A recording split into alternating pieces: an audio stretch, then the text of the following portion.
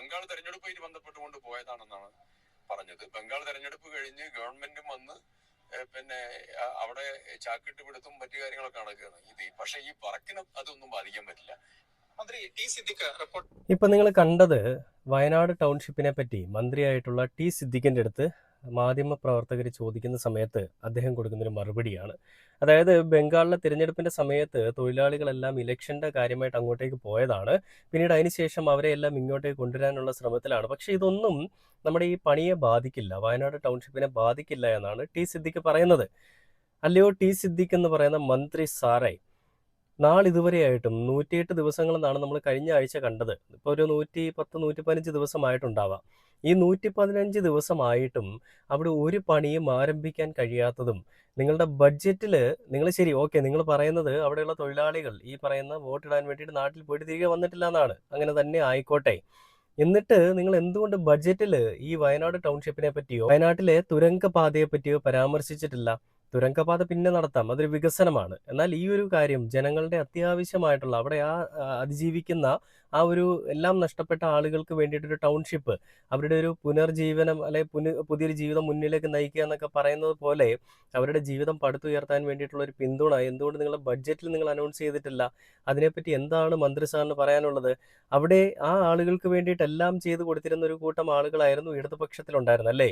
ഇടതുപക്ഷം എന്ന് പറയുന്ന ഹൃദയപക്ഷം എന്നൊക്കെ പേരിൽ വിളിക്കാൻ സാധിക്കുന്ന ആ ആളുകൾ, അവിടെ ഉണ്ടായിരുന്ന ആളുകൾക്ക് 178 വീടുകൾ വെച്ച് നൽകുമെന്ന് പറഞ്ഞ് അതിൽ 100 വീടുകളുടെയും താക്കോൽദാനമൊക്കെ കഴിഞ്ഞ് അതിന് ഇനോഗ്രേഷൻസ് ചടങ്ങുകളൊക്കെ കഴിഞ്ഞിട്ടും പിന്നീട് സർക്കാർ മാറി.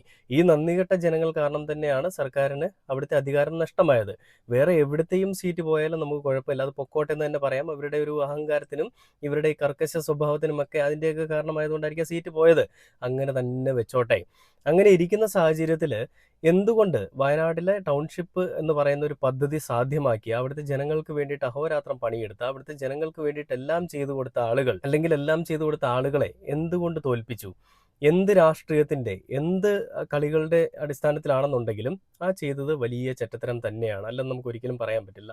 അപ്പൊ അങ്ങനെ വയനാട്ടിലെ നന്ദികെട്ട നെറികെട്ട ജനങ്ങൾ ചെയ്തൊരു പ്രവൃത്തി കാരണം അവിടെ ഉണ്ടായിരുന്ന ഇടതുപക്ഷം എന്ന് പറയുന്ന പാർട്ടിയുടെ നേതാക്കന്മാർ തോറ്റുപോയി. ഏത് സമയം എത്ര രാത്രി എന്നൊന്നും നോക്കാതെ അവിടെ ഒരാൾക്ക് എന്തൊരു ആവശ്യം വന്നാലും അവിടേക്ക് ഓടിച്ചെന്നിരുന്ന ആളുകളാണ് കെ രാജൻ എന്ന് പറയുന്ന റവന്യൂ മന്ത്രിയും കെ റഫീഖ് എന്ന് പറയുന്ന ജനറൽ സെക്രട്ടറിയും ഒക്കെ, അല്ലെ ജില്ലാ സെക്രട്ടറിയും ഒക്കെ. എല്ലാ കാര്യങ്ങൾക്കും അവരുടെ എല്ലാവരുടെയും കൂടെ എല്ലായ്പ്പോഴും ഉണ്ടായിരുന്ന രണ്ട് വ്യക്തിത്വങ്ങളായിരുന്നു ഇവരൊക്കെ. ഇവരെ ഒന്നും മുന്നിൽ കാണാതെ വയനാട്ടിലെ നെറികെട്ട നന്ദികെട്ട ജനങ്ങൾ ഇവരെ തോൽപ്പിച്ചു കളഞ്ഞു. ആരെയാണ്? ഇടതുപക്ഷത്തിനെ. എന്നിട്ട് അതിനുശേഷം ഇപ്പോൾ പറയുന്നത് ഞങ്ങളുടെ വീട് പണിയുടെ ഒരു കാര്യങ്ങളും നടക്കുന്നില്ല, വീട് പണി പോയിട്ട് അതിൻ്റെ ഒരു പണിക്കാർ പോലും ഇല്ല എന്നാണ് പറയുന്നത്. വലിയ തിരക്കുകളൊക്കെ ഉണ്ടായിരുന്ന ഒരു സമയം നമുക്കറിയാം. വയനാട് ടൗൺഷിപ്പ് എന്ന് പറയുന്ന ഒരു പദ്ധതി യാഥാർത്ഥ്യമാക്കാൻ വേണ്ടിയിട്ട് ഇടതുപക്ഷം അതിനുവേണ്ടി അഹോരാത്രം പണിയെടുക്കുന്ന സമയത്ത് പണിക്കാരും അങ്ങനെ എല്ലാ ബഹളം, മാധ്യമങ്ങളും ഒരുപാട് ആളുകൾ അവിടെ വരുന്നതൊക്കെ നമ്മൾ കണ്ടു. മമ്മൂക്കി അടക്കം ആ സ്ഥലം സന്ദർശിക്കുന്നതൊക്കെ നമ്മൾ കണ്ടിരുന്നതാണ്. അപ്പം അങ്ങനെ ഉണ്ടായിരുന്ന ഒരു സാഹചര്യത്തിൽ നിന്ന് മാറിയിട്ട് ഇന്ന് അവിടുത്തെ ജനങ്ങളെ തിരിഞ്ഞു പോലും നോക്കാത്ത വലതുപക്ഷത്തിനെയാണ് നമ്മളിവിടെ കാണുന്നത്. അതിൻ്റെ ഒരു മറുപടി എന്നോണമാണ് ടി സിദ്ദിഖ് മാധ്യമങ്ങളോട് വന്ന് സംസാരിക്കുന്നത്.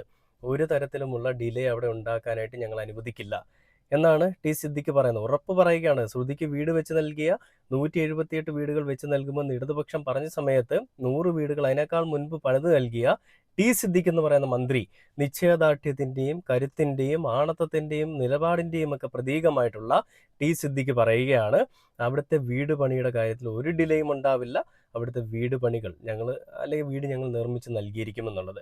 നമുക്ക് ബാക്കി ഒന്ന് കേട്ടു നോക്കാം. ടിവിയോടൊപ്പം ശരിയാണ്. ഈ വയനാട്ടിലെ സർക്കാർ പുനരധിവാസവുമായി ബന്ധപ്പെട്ട് അതിന്റെ പണി നടക്കുന്നില്ല, വേഗത കുറവാണെന്നൊക്കെ കഴിഞ്ഞ ദിവസങ്ങളിൽ വലിയ വാർത്തകളൊക്കെ വന്നിരുന്നു. മന്ത്രി അത് ശ്രദ്ധിച്ചിരുന്നു? കാരണം ഒരുപാട് ആളുകൾ വീടൊക്കെ നഷ്ടപ്പെട്ട ആളുകളാണ്. അപ്പൊ അവർക്ക് വലിയ ആശങ്കാ വിഷയവുമായി ബന്ധപ്പെട്ടുണ്ട് താനും. ഒന്ന്,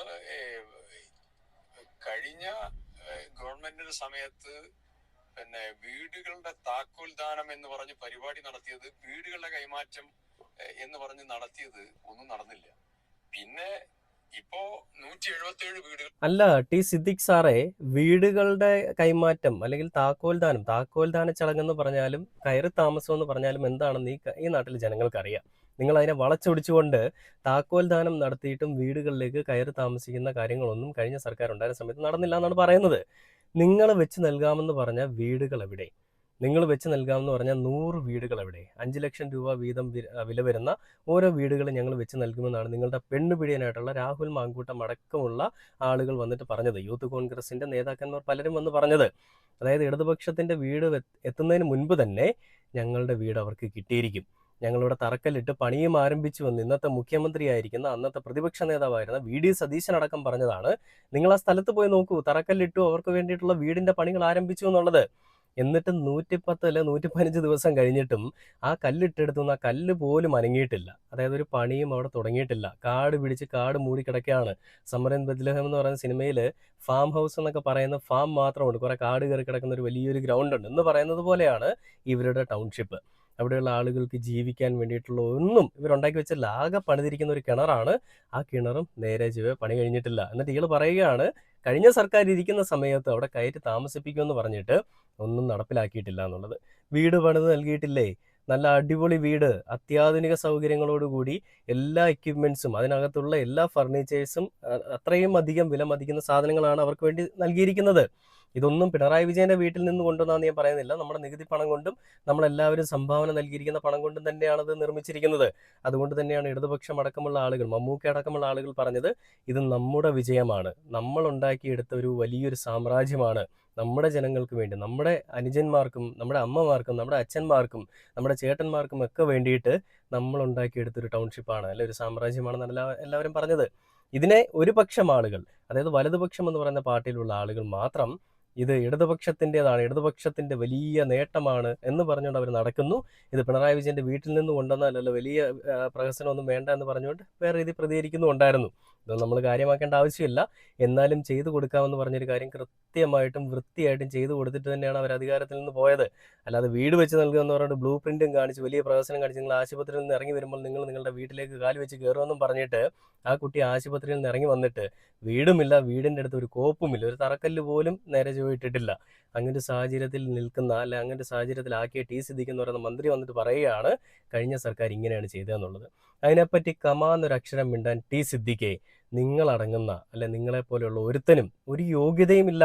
ഒരു അറ്റ്ലീസ്റ്റ് ആ വീടിന്റെ പണിക്ക് വേണ്ടിയിട്ട് ഒരു വാനമെങ്കിലും എടുത്തിട്ടാണ് നിങ്ങൾ സംസാരിക്കുന്നതെങ്കിൽ കുറച്ചെങ്കിലും ലോജിക്കുണ്ട്, കുറച്ചെങ്കിലും വാല്യൂ ഉണ്ട്. അല്ലെങ്കിൽ വെറും പ്രഹസനമാണ്, വെറും ഊളത്തരമാണ്, ആണത്തമില്ലാത്ത പരിപാടിയാണ്. മൂക്കിന് താഴെ മീശ വെച്ചിട്ട് നാണം ഉണ്ടോടോ മനുഷ്യൻ? ആണാണെന്ന് പറഞ്ഞുകൊണ്ട് നടക്കാൻ. ബാക്കിയായിട്ട് നോക്കാം. ഇപ്പൊ കംപ്ലീഷനിലേക്ക് വരികയാണ്. ഇപ്പോ ബാക്കിയുള്ള വീടുകളുടെ പ്രവർത്തനം ഞങ്ങളിപ്പോ കഴിഞ്ഞ ദിവസം റവന്യൂ മന്ത്രിയും തദ്ദേശ സ്വയംഭരണ മന്ത്രിയും ഞാനും കൂടെ ഇരുന്ന് അതിന്റെ പ്രത്യേക അവലോകന യോഗം നടത്തി.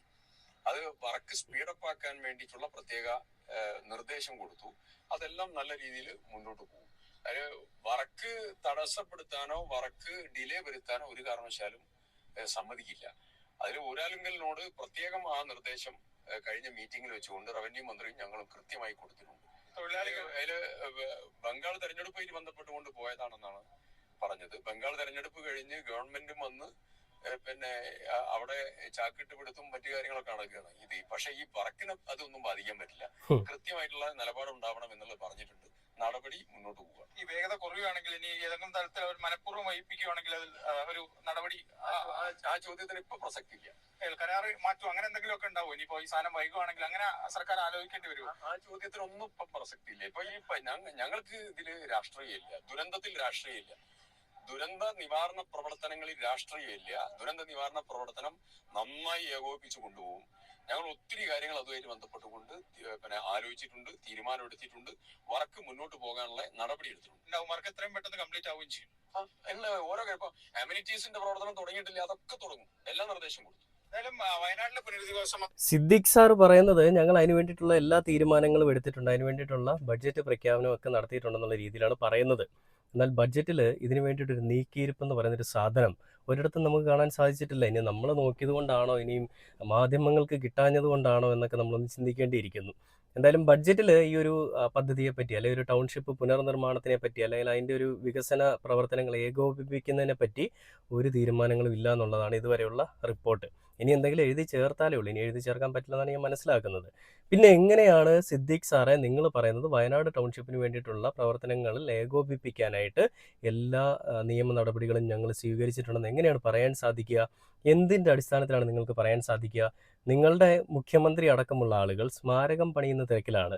1 കോടി രൂപ വെച്ചിട്ട് സലീം കുമാറിന് വേണ്ടിയിട്ട് സ്മാരകം, ഒരു ഗായകന് വേണ്ടിയിട്ടൊരു അവരുടെ ഒരു കാര്യങ്ങൾ അവരെ സ്മരിക്കുന്നതിന് വേണ്ടിയിട്ട് അതിന് വേണ്ടിയിട്ടൊരു ഇനിഷ്യേറ്റീവ് എടുക്കുന്നു. മറ്റ് പല കാര്യങ്ങളിലും ഈ ഓഡിറ്റോറിയം പണിയുന്നതിനും അല്ലെങ്കിൽ അതുപോലെ സ്റ്റേഡിയം പണിയുന്നതിനും ഒക്കെ വേണ്ടിയിട്ട് വേറെ നീക്കിയിരിപ്പ്. വയനാട് ടൗൺഷിപ്പിന് വേണ്ടിയിട്ട് നയാ പൈസ നിങ്ങൾ മാറ്റിവെച്ചിട്ടുണ്ടോ? ക്ഷേമ പെൻഷനൊക്കെ ഇല്ലാതെയാക്കി, ഈ മദ്യത്തിൻ്റെ നികുതി കുറച്ചു, മിൽമ പാലിൻ്റെ വില കൂട്ടി, പിന്നെ പെട്രോളിൻ്റെ ഇന്ധനത്തിൻ്റെ വില വർദ്ധിപ്പിച്ചു.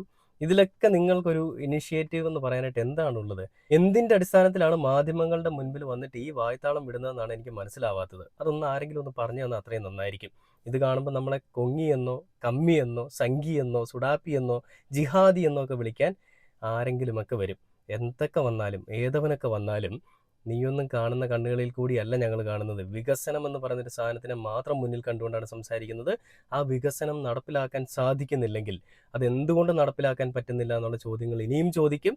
വിരൽ ചൂണ്ടുന്നതിനെ വിലങ്ങണിയിക്കുന്ന രാഷ്ട്രീയമാണ് നിങ്ങളുടെ രാഷ്ട്രീയമെങ്കിൽ ആ രാഷ്ട്രീയത്തിന് മുൻപിൽ വിരൽ ചൂണ്ടാൻ തന്നെയാണ് തീരുമാനം. അങ്ങനെ തന്നെ മുന്നോട്ട് പോകുന്നുമുണ്ടാവാം. എന്തൊക്കെ കമ്മിത്തരം പറഞ്ഞാലും എന്തൊക്കെ രീതിയിൽ നീയൊക്കെ പട്ടം ചാർത്തി തരാൻ ശ്രമിച്ചാലും അതൊന്നും ഞങ്ങളെ ബാധിക്കുന്ന വിഷയങ്ങളല്ല. ഈ നാട്ടിലെ ജനങ്ങളുടെ ക്ഷേമവും ഈ നാട്ടിലെ ജനങ്ങളുടെ വികസനവും മാത്രം മുന്നിൽ കണ്ടുകൊണ്ടാണ് ഞങ്ങൾ പ്രവർത്തിക്കുന്നതെന്നാണ് ഇടതുപക്ഷം പറഞ്ഞത്. അതുപോലെ തന്നെയാണ് നമ്മളും പ്രവർത്തിക്കുന്നത്. ഇടതുപക്ഷത്തിനൊപ്പമല്ല, ജനങ്ങൾക്ക് വേണ്ടിയിട്ട് പ്രവർത്തിക്കുന്നത് ആരോ, അത് വലതുപക്ഷമായിക്കോട്ടെ ഇടതുപക്ഷമായിക്കോട്ടെ ഏത് പക്ഷമായിക്കോട്ടെ, അതിനെ ഹൃദയപക്ഷമായിട്ട് കണ്ടുകൊണ്ട് അവർക്കൊപ്പം നിലകൊള്ളാൻ തന്നെയാണ് എൻ്റെയും തീരുമാനം.